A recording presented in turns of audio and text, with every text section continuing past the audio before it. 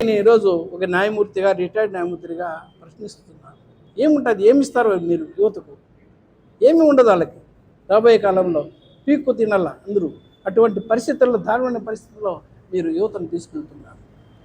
అటువంటి పరిస్థితులు మనం చూస్తున్నాం. ఎక్కడ చూసినా అరాచకాలు, అక్రమాలు. అధికార పార్టీలో ఉంటే తప్ప, అధికార పార్టీ అండదండలు ఉంటే తప్ప ఒక వ్యక్తి పోలీస్ స్టేషన్కి పోయినా న్యాయం జరగదు, రెవెన్యూ డిపార్ట్మెంట్ పోయినా న్యాయం జరగదు. ఈ విధంగా వచ్చినటువంటి ఒక కేసే ఈరోజు ఈ ప్రెస్ మీట్కు ముఖ్యమైనది. ఇక్కడ ఉరవకొండ మండలం ఊరది వేల్మడుగు విలేజ్లో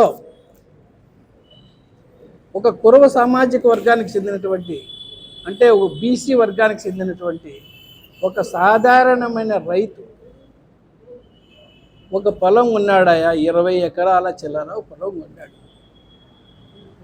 ఆయన ఊరికని కొనలే, ఆయన అన్ని రికార్డులు చూశాడు. ఎప్పటి నుంచి? 1933 నుంచి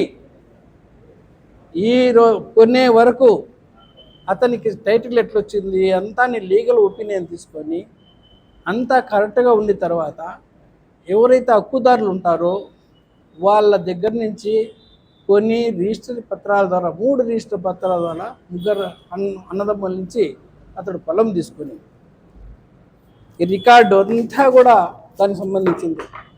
ఈ రికార్డు మొత్తం కూడా దానికి సంబంధించింది. ఎందుకంటే మీ ప్రెస్ మీట్కి వచ్చే ముందు నేను ఒక రిటైర్డ్ జిల్లా న్యాయమూర్తిగా ఏదో వాడన్నాడు వీడన్నాడు అని వచ్చి మీ ముందరు చెప్తే రేపు నన్ను ముగాను ఉంచుతారు ఇట్లనే ప్రజలు. ఏముడు జడ్జిగా ఉండి ఇట్లా మాట్లాడతాడు. అట్లా రాలా నేను. పక్కన బదిలీగా రికార్డుతో వచ్చాను. అతడు కొన్నింది కరెక్ట్. కొన్న తర్వాత రెవెన్యూ డిపార్ట్మెంట్కి వెళ్ళాడు. అక్కడ ఆయన భూమిని రెవెన్యూ రికార్డులో ఆయన పేరు ట్రాన్స్ఫర్ చేశాడు. ఎవరైతే జయకుమార్ ఉన్నాడో ఆయన పేరుతో ట్రాన్స్ఫర్ చేశాడు.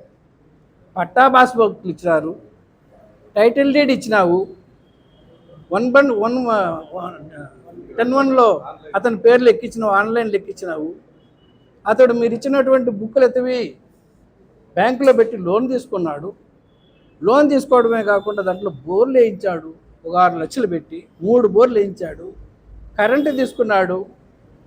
అతడు పంట పండించుకుంటా అంటే కేవలం కడుపుదే తప్ప ఏమి లేదు. తర్వాత ఒక పొలిటికల్గా అతనికి ఒక రుద్దినారు.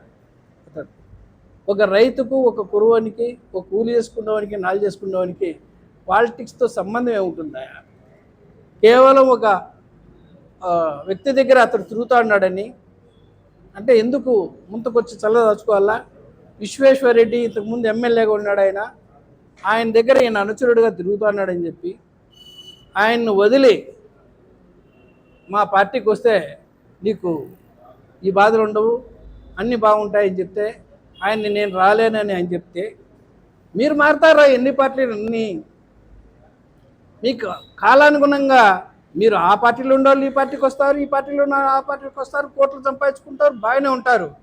కానీ ఒకడు మానవు మర్యాదగా బతికేవాడు ఒక పార్టీకి అంకితం అయిపోతే పోడు. అటువంటి వాళ్ళే కురువాళ్ళు.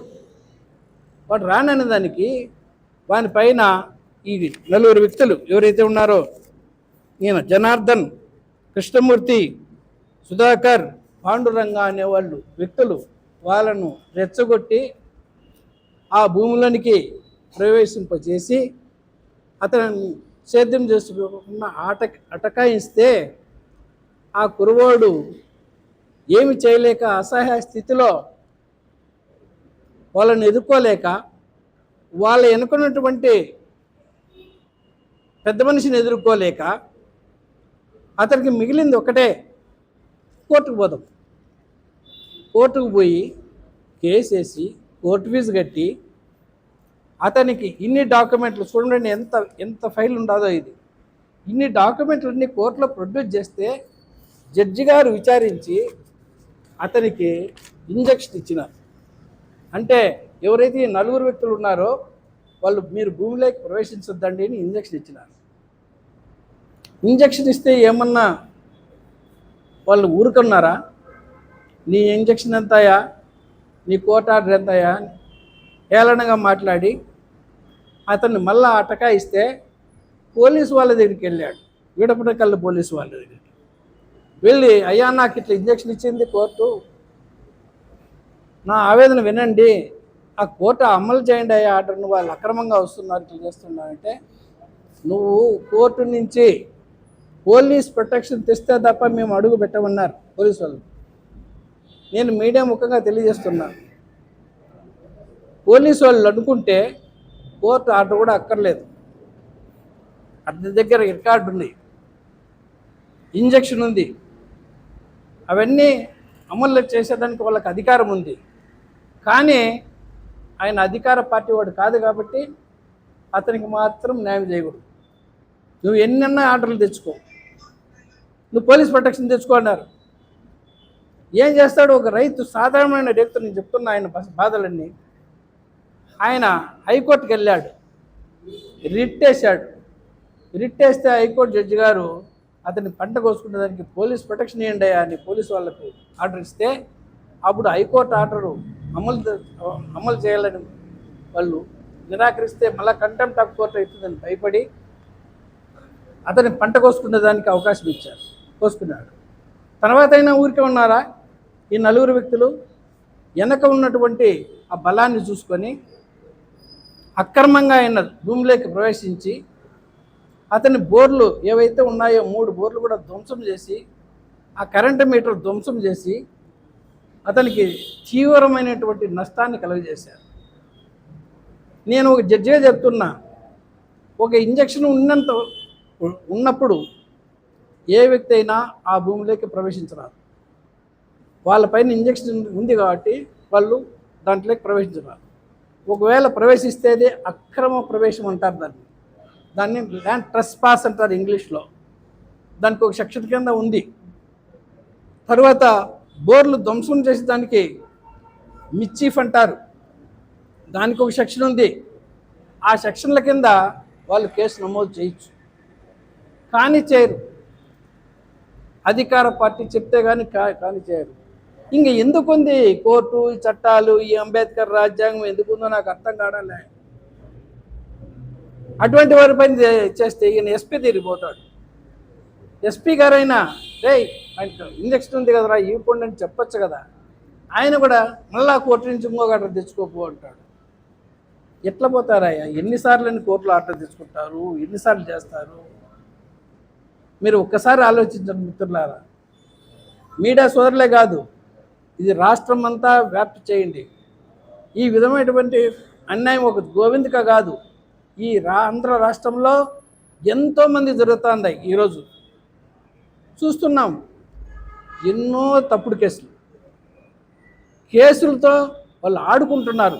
పోలీసులు ఆడుకుంటున్నారు, రాజకీయ నాయకులు రెవెన్యూ డిపార్ట్మెంట్తో ఆడుకుంటున్నారు, చివరికి కోర్టులో కూడా ఆడుకుంటున్నారు. ఇప్పుడు అటువంటి పరిస్థితి మనం చూస్తున్నాం. మొన్న చూసాం డిఎస్సి పేపర్ లీకేజ్. ఏమి కావాలి యువత? వాళ్ళు ఎంత చదువుకుంటారు, వాళ్ళ పేపర్ లీకేజ్ అయితే ఏముంది? ఎన్ని కుంభకోణాలు, ఎన్ని అరాచకాలు మనం చూస్తున్నాం. ఒక స్కిల్ ఉండేవానికి రిజర్వేషన్ ఇస్తారు ఎక్కడన్నా కానీ, ఏదో ఆటలో స్కిల్ ఉంటే ఇస్తారు. లేదంటే ఏదన్నా స్టేట్లో ఆటల పోటీలు పెడితే దాంట్లో అతను ఫస్ట్ వస్తేనో సెకండ్ వస్తేనో దానికి రిజర్వేషన్ ఉంటుంది. కానీ ఇసుపిటాకులు ఆడితే ఆడ రిజర్వేషన్ ఉంది. ఆడన్నా ఇసుపిటాకులు ఆడితే రిజర్వేషన్ స్కిల్. అటువంటి వాడికి కూడా ఇసుపిటాకులు ఆడే వాడికి కూడా స్కిల్ అంటే ఇంక ఏం చేయాలా? ఇది దేశంలో ఏం చేస్తారో అర్థం కాదు. ఇటువంటి పరిస్థితుల్లో ఈ ప్రజాస్వామ్యం ఆంధ్రప్రదేశ్లో కూడా నడుస్తుంది. ఆంధ్రప్రదేశ్లో కాదు, దేశమంతా నడుస్తుంది. నేను చివరిసారిగా చెప్తున్నా, నాకు కూడా మనసు ఉంది. ఒక రిటైర్డ్ న్యాయమూర్తిని, అన్యాయాన్ని చూసి ఓర్చుకునేటటువంటి శక్తి నాకు లేదు.